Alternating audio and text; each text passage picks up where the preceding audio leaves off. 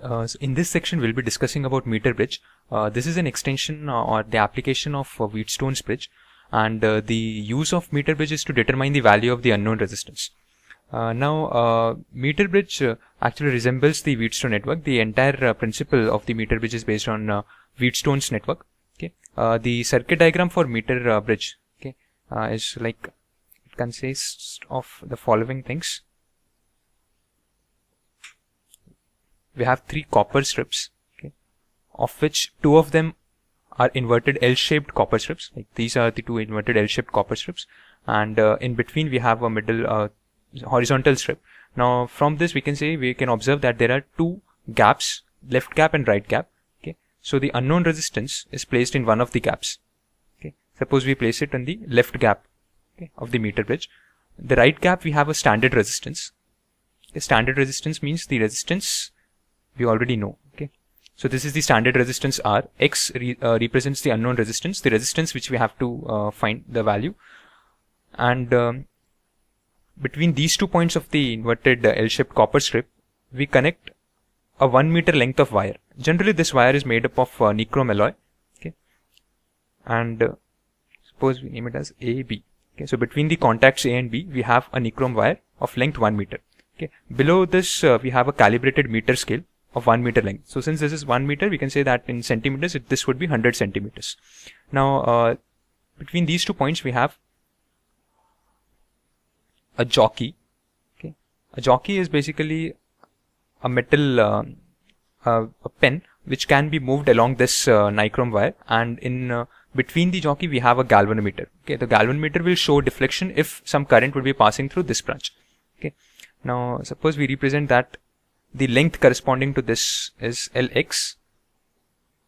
Okay, so this would be, since the total length is 100 centimeters, so this can be written as 100 minus Lx, okay, in terms of centimeters. Okay, and this is connected to an external source of EMF E, okay, with some internal resistance R and a rheostat.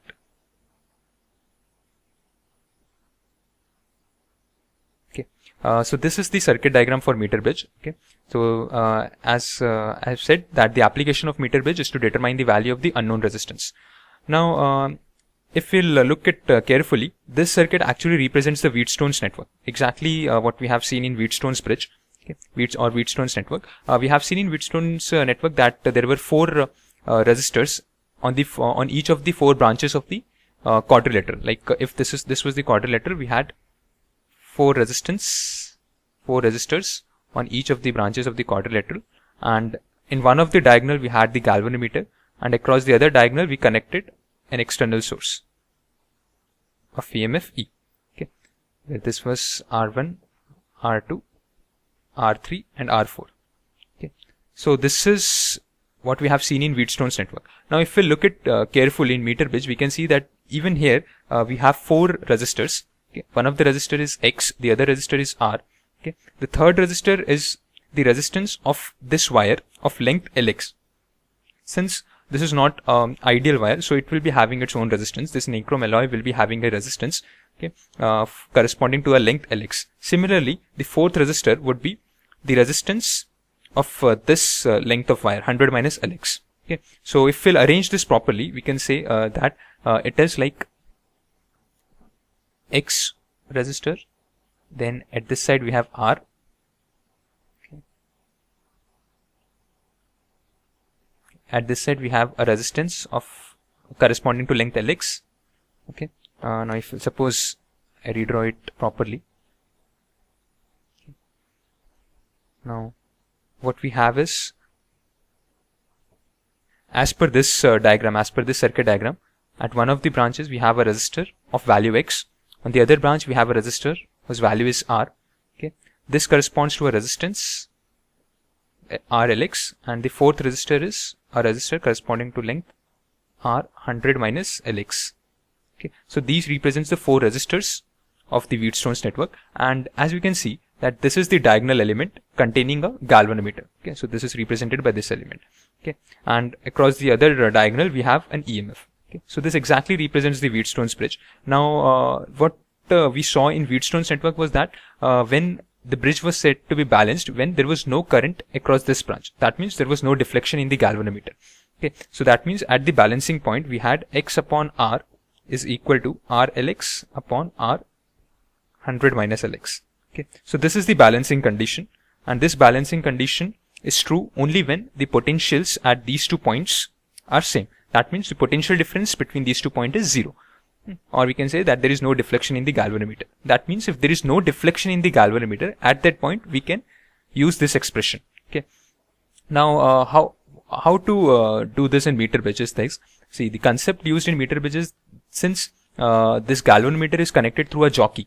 Okay. So what we'll be doing is by properly adjusting the value of the rheostat, okay, and taking a proper value of EMF, we'll pass some current to this circuit. Okay. And because of this, there will be some deflection in the galvanometer. Okay, when we'll touch this jockey across the wire, we'll be getting some deflections in the galvanometer. Now, what we'll be doing is we'll be moving the galvanometer across the jockey. Okay, and we'll observe a point. Okay, we'll observe a point D on the wire at which there is no deflection in the galvanometer. Okay, and this point D will be corresponding to the balancing point or the null point on the meter bridge. Okay, so D corresponds to the null point. Okay, so this point D, okay, represents that at this point D, when the jockey is at this point D, there is no deflection in the galvanometer, and as per the principle of Wheatstone's network, when there is no deflection across the diagonal element, at that point the circuit is said to be balanced. That means the ratio of X by R is equal to the ratio of R Lx upon R 100 minus Lx. Okay, so from this expression we can determine the value of the unknown resistance X. Okay, how we can do is what we have considered here is an uniform wire. So since this wire is uniform and the material, okay, that is for both this length of the wire Lx and 100 minus Lx, the material is the same. So that means the resistivity and the area of cross section, okay, for these two resistors would be same. The only thing which would change is the length, okay, the length corresponding to the resistors. Okay, so that means if we'll substitute the results, okay, substitute the result for the individual resistors, okay, in the balancing condition, we'll be getting a formula like X by R is equal to resistance corresponding to length Lx divided by the fourth resistor, resistance corresponding to length 100 minus Lx. Okay, where this 100 indicates 100 centimeter. That means these lengths have been taken in centimeters. Okay, that's just in convention. Okay, now if we'll write this, substitute in place of this resistor as rho Lx upon A, okay, divided by rho L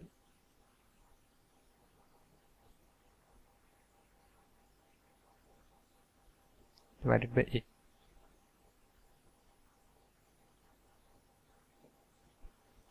So we can write in place of RLX as rho Lx by A as per the definition of the resistor, and in place of the other resistor, the fourth resistor, we can substitute this.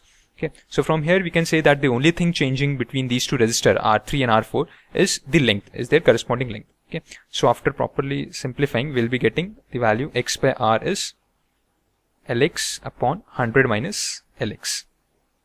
Okay, so this means that if we want to determine the value of X, okay, so X can be written as the value of standard resistance, which we already know, okay, multiplied by Lx. Lx can be determined because beneath this we have a calibrated meter scale. So by directly reading the value on the meter scale, we can get the value of Lx, okay, 100 minus Lx. Okay, so from here we can determine the value of the unknown resistance present in the circuit. Okay. Now, as we can say here is the advantage of using this circuit is that the value of this resistance, okay, is independent of the internal resistance of the cell. That means even if the cell is not ideal, we can accurately determine the value of the unknown resistance. Okay. And one more thing to note here is that the position of the unknown resistance and the standard resistance can be interchanged. Even if we'll interchange the positions of the unknown resistance and the standard resistance, we'll be getting the same results. Okay. The only thing that will change for that case would be the lengths. Okay, the lengths would be interchanged in that cases. Okay, so here we have to ensure that there is no deflection in the galvanometer, and at that point the bridge is said to be at that point we can say that the bridge is balanced, or this is based on null deflection method. Null deflection method because there is no deflection in the galvanometer. Okay, there are certain sources of errors which can occur in this meter bridge. One of the sources of error is when because of this point or the contact resistances. If these contacts are not ideal, there would be some resistances introduced at these contact points, and that would lead us to some unexpected error. Okay, the other source of error could be when the wire which we have used, that is the nichrome wire, a 1 meter length of wire, that is not uniform. If that is not uniform, if the wire is not uniform, we won't be getting the same area of cross section for both these lengths of the wire. Okay, so that would result in a dependence of the resistance on the area as well. Okay, so that will result in some error in the calculation of the unknown resistance. Okay, so we have to take care about that. We have to take care that the length or the wire which we are using is of uniform cross section, and there are no point resistances, there are no contact resistances present in the circuit. Now what we can do here is solve for an example, solve for a numerical based on this meter bridge, okay, to get an idea, okay, of how to calculate the value of the unknown resistance. Okay, so what the terminologies which we will be seeing is unknown resistance. Here in this case it is present in the left gap of the meter bridge, a standard resistance present on the right gap of the meter bridge. This is the balancing length from the left end, and this is the balancing length from the right end.